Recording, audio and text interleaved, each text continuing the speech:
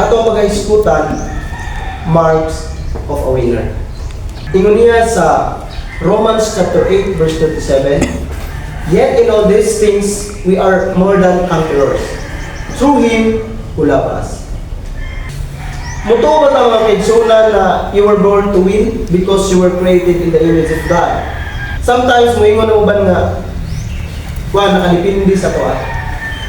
Pero the victorious life is not about external achievements, but about the internal transformation that aligns us with God, with God's purpose. Victory is not absence of struggle. Kita tanan nag-struggle. But the presence of God's in every battles in our life. Spiritual battles. We are battling through flesh and spirit. Adversary, which is the evil. Sa Romans 8:37, remind us that our victory is not by our strength. Ito ba mo na mga ibsunan? But through Him who loved us. So let us examine the marks of a true winners in God's kingdom. Paano ba natin mabalaan? Naba sa strengths? Naba sa struggle? Mga kaisunan? So din first thing, example is, a winner recognize their own limitation. Kung kita mga kaisunan, kung na-recognize na to, ang ato ang limitation, buot pasabot, kanang medyo mo refuse ka. Pero na-encouragement sa matapusan na to. Ingon sa Joshua chapter 6 verse 15 to 16, ano siya? So he said to him, "Oh my Lord, how can I save Israel? Indeed, my clan is the weakness in Manasseh. And I am the least in my father's house, and the Lord said to him, surely I will be with you, and you shall defeat the Midianites as one man." So bisan isa, walay makapili kanina. Ang yung na ni si Gideon. So, una nga reklamo ni Gideon, paano ba na ko maluwas ang Israel na naaman ko sa weakness sa family ni Manasseh? And I am the least. Kumbaga, ako ang pinakagamay sa ako ang father's house. Subot pasabot mga kaisunan, Gideon, he recognized his limitation.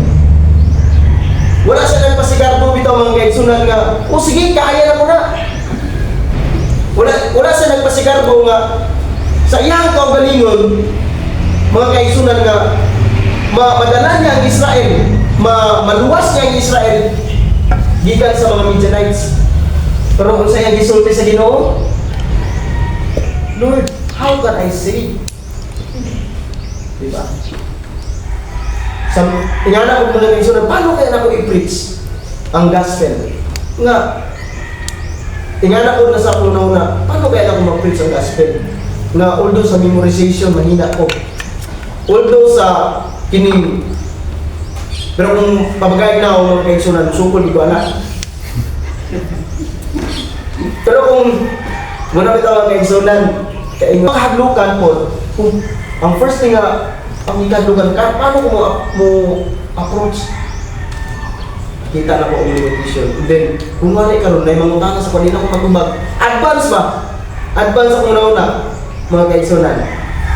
Isa pa, si Moses felt inadequate due to his speech. Din yung mga kaisunan, nakaingon si Moses na murag dili niya makaya. Kaya tungod sa iyang kaugalingon niya, dili siya kabalo musulti. Kumbaga ka nagpitla siya ba? Utal-utal. Kinsa may mutuo sa kuwan, anak siya. So na-recognize niya yung limitation. Sometimes mga kaigsunan, debate na ito na. Paano kaya na ko rin musulti nga? Di ko hawag manulti. No? Gigamit sila sa Ginoo. Jeremiah, katong gisugo sa Ginoo. Pero sa gingon ni Jeremiah, I was too young. Bata pa kayo ko. Para mo alagad o para muwali. Kung magbinsay sa mga katawan sa mga Israel.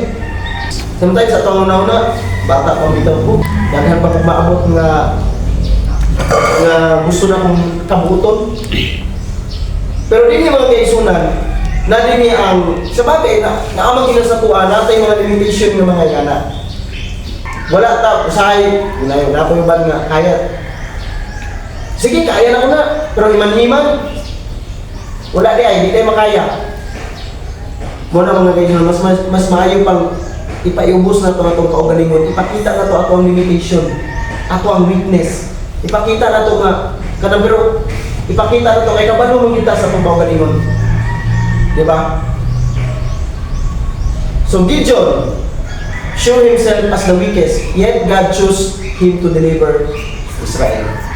Ini sila, mga kaigsunan, Jeremiah, Moses, Gideon. Gipanggamit sila sa Ginoo. Bisan pa man nagreklamo sila sa Ginoo. Diba? Mga kaigsunan. Muna nga, din bitaw, dito na po nakuan. Dito na po debate nga, kaya siguro ginapon eh. Kaya ganit ni Moses, kitabangan ganit si Moses. Diba? Si Gideon, tabangan ganit sa sa akong kaugalingon, gamay pagigid ko. Kunya, ang ako pagiging una-una, dili kayo kuwan, malawak pa ang una-una. Anong limitation yun? Muna, nakasa to ang mga doubt. Pero, katong tao nga na ay mga doubt mo ito'y ginagamit sa Ginoo. Diba? Muna nga dili ta angay may discourage. Ano siya? God chooses the weak to shame the strong. True victory comes when we surrender our weakness to God's strength. In 1 Corinthians 1:27, din yung mga kaigsunan na isulat ng gisulti nga Apostol Paul nga gipili sa Dios ang katong weak and shame strong para ang kalibutan maulawan. O ang katong mga marurunong maulawan mo na magigamit sila sa Dios. So, sa ato ang kaugalingon mga kaigsunan, basta isurrender lang nato ato ang weakness sa atong Ginoong Jesucristo. Ayaw taguhi, isurrender sa Dios. No? Ikaduha, a winner has a positive mental attitude. So, Philippians chapter 4 verse 12 to 13, I know how to be abased, and I know how to be abound, everywhere, in all things I have learned both to be full and to be hungry, both abound and to suffer need. I can do all things through Christ who strengthens me. Kinakanindot isa nga verse ni makita na ito usahay, ginagamit sa kanang may mag-graduate ng mga secular, ginagamit ng mga verse na mag-graduate nga basta na na-achieve ng mga established nakakuan siya, ginagamit ng verse. Pero ang kamatuoran na ng verse mga kaigsunan sa kinabuhi ni Pablo, gigutom siya, giuhaw siya, gibahaan siya, daghan kung mga gi-persecute siya, gikulata siya, pero gipakita gyapon niya sa Ginoo. No? Nagpasalamat gyapon sa Ginoo nga tanang nga mga butang yang nahimo pinaagi sa atong Ginoong Jesucristo. Buot pasabot, have a positive attitude. No? Muna mga kaigsunan, kinahanglan nato ang positive attitude. Sometimes kini nga positive mental attitude kanang igugigwani sa akong kaugalingon, I accept that kay usahay mawala, puro negative yun, hindi na may kaya nga na ba? No? Siguro napunta yung mga huna-huna ng anak, hindi na mawala. Pero isa sa nagpamatuhod mga kaigsunan, a winner has a positive mental attitude. Ingon niya Joshua and Caleb, refuse to be intimidated by this giant in the promised land. Kini mga kaigsunan sa Numbers chapter 13, verse 30, nagreklamo ang mga kauban ni Caleb ug ni Joshua para mo sulong dito sa katong promised land. Pero gi-refuse nila itong mga reklamo sa mga kauban, muto nagpadayon sila. Buot pasabot, naa sila yung positive mental attitude. Kaya kung nagpadala sila, at yung mga kauban, kaya gusto mo sila kung nga gipili, Kung nagpadala sila, mga kaigsunan, dili nila ito makuha. Pero karon, ilahang girefuse ng mga reklamo sila kauban. Nang padayon sila gisunod nila, muna nga duharagit sila ang nakasunod. And then pagkatong napindi nila, nakasunod ang tanang mga Israel. Nag-promise sa atong Ginoo. Muna, mga kaigsunan, usahay ang kining mga giant katong kinabuhi, labi na itong preach ditong seminar kung sa may mga giants. Muna, kini-usahay ni mga giants na ito, muna ang makapababag para makabot na itong promise sa Ginoo. Sa matapos sa kanato. Pero dili dahil na mao ang hinungdan. Aron dili na ito makabot ang promise. Ang hinungdan, we have positive mental attitude. Sama kay Joshua and Caleb. Din hinata, Paul declares that all things work together for good. Sumot pasabot mga kaigsunan si Apostol Paul. Ipakita niya diri ayahang pagka-positive kay all things work together.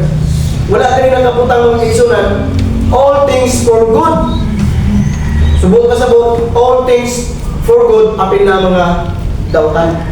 Pero kay gingon man diri, work together. Diba? So, basta himumo na to ang tanang mga butang na ikamaayon sa Ginoo, bot pasabot, natay positive mental. Napa, winners do not allow circumstances to dictate their fate. Instead, they anchor their perspective in God's promise. So instead ng mga kaigsunan, makuha na to itong perspective nga mga promise sa Ginoo. Mao na sa dili ang mga circumstances, maoy hinungdan. So, a conqueror is not someone who never faces trials, but someone who chooses faith over fear. We need to cultivate a mindset that sees every challenge as an opportunity for God's power to be revealed. Muna tunaw na akong kanunay mga kaigsunan nga kining ang God's power, ang power sa Ginoo, ang gahom sa Ginoo kanunay mag-reveal sa ato pinaagi sa ato ang positive mental attitude.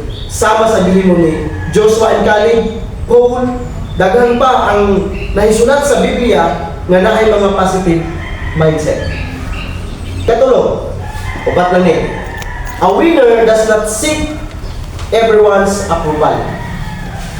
So, in Acts chapter 5 verse 29, but Peter and the other apostles answered and said, we ought to obey God rather than man.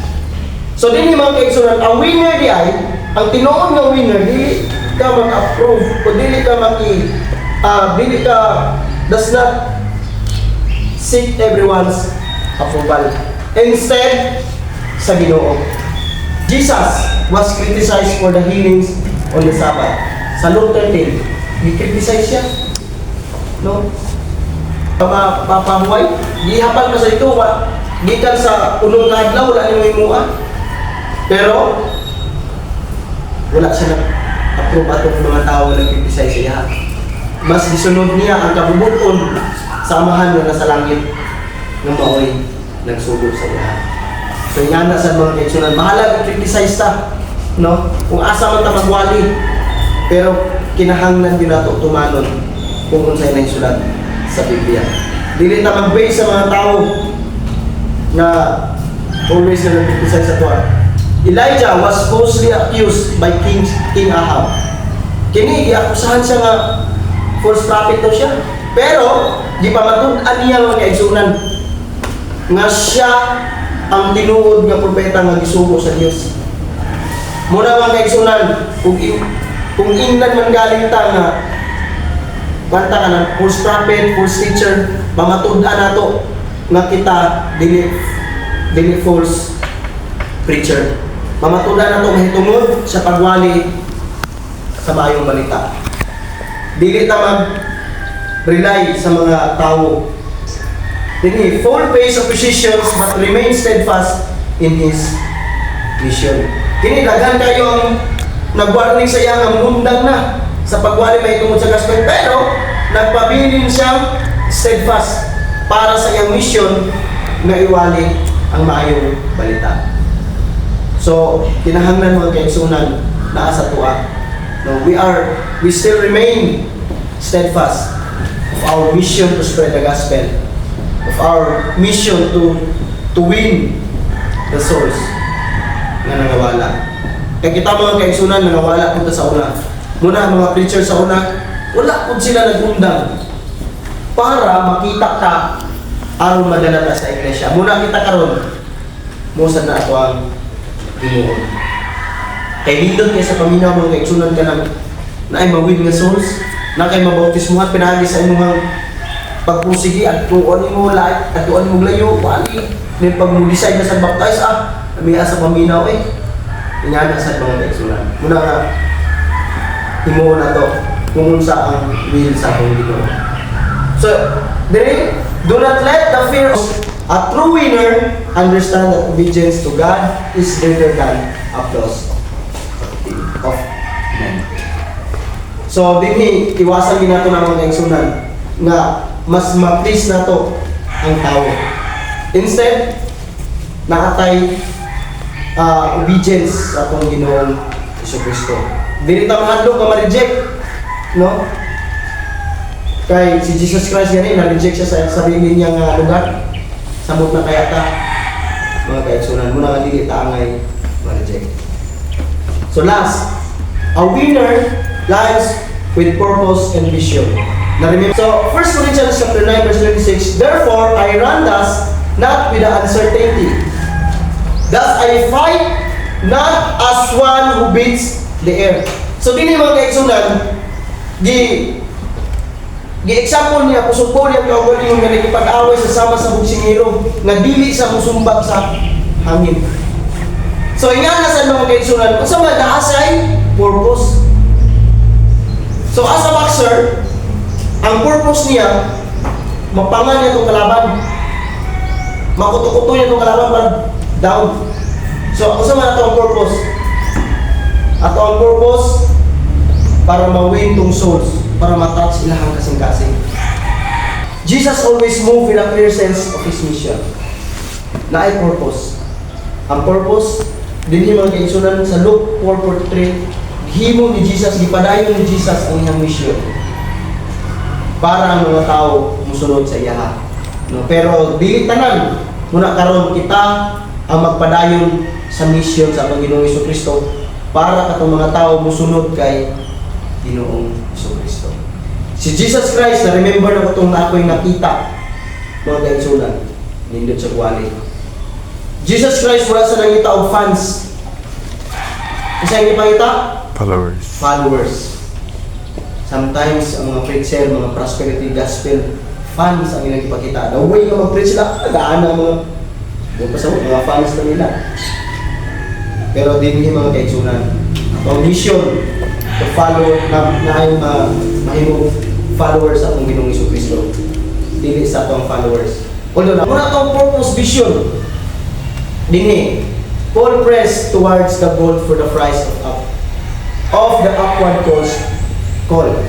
Sa Philippians chapter 3 verse 14. Muna ang teacher na ang purpose and vision para makuha ang prize. Muna nga toward the goals for the prize. Nga na akong teacher. Para makuha na ito itong prize, nga ito ang purpose, nga ito ang vision mga teacher, we need to move forward. Dili tang mundang, mga kaigsunan. Karon kay nasugdan naman natin yung pagmundang ta, kasi pag-abot sa panahon, paninglan ta sa Ginoo. No? Winners are driven by divine purpose. They do not live aimlessly but align their action with God's will. Muna sa mga kaigsunan. Kita nag-drive sa itong kaugalingon yung na purpose. What is the purpose of life? To know God and so define your purpose in God's kingdom. every action should contribute the fulfillment of His calling in your life, in our lives. Muna ang atong ipakita diha sa Ginoo, dinha sa mga mata sa Ginoo mga kigsunan nga nanginabuhi na din nga naay rason. No. Ayaw, dili na to, una-una na itong kaugalingon, dili na to i-down na to itong kaugalingon nga wala na siguro yung purpose niya kung ginabuhi. Nakapa. Habang nabubuhay ang tao, may pag-asa at may purpose. Mga kaibigan. Conclusion. Victory is not found in human strength but in Christ. In 1 Corinthians chapter 15 verse 57 declares, thanks be to God who give us the victory through our Lord Jesus Christ. Naa kay Kristo ang kadaugan, mga kaibigan. This is the conclusion of all things na ato ang gina-raise, ang ato ang purpose, ang ato ang weakness, ang ato ang positive mental. Only Jesus Christ declares us who give the victory sa matagusakan nato, mga kaibigan. A true winner recognize their limitation and depends on God, maintains a positive attitude despite circumstances, lives for God's approval, not man's,